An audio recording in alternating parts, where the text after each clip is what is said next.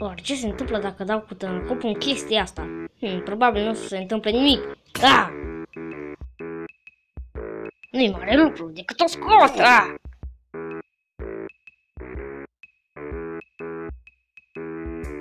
Trebuie decât să încerc din nou.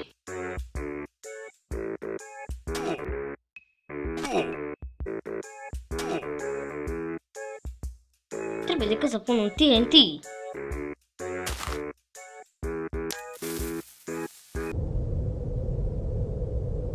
Hai, nici chiar așa. Așa mai merge. I don't give a fuck. Cu tremur.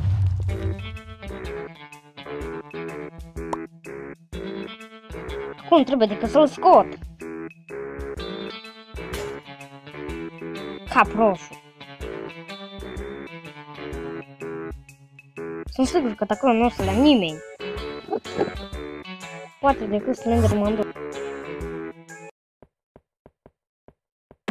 Skeletul știe karate. Râs malefic. Sar, pau! Nu. Sunt sigur că nu o să se întâmple nimic dacă trec.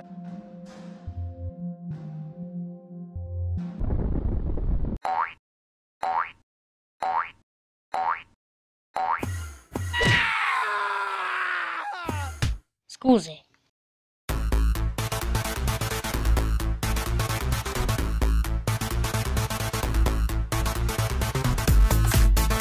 Direct Michael Jackson.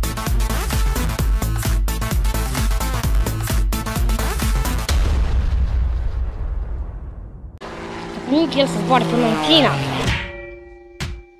Dar n-a reușit. I don't give a fuck.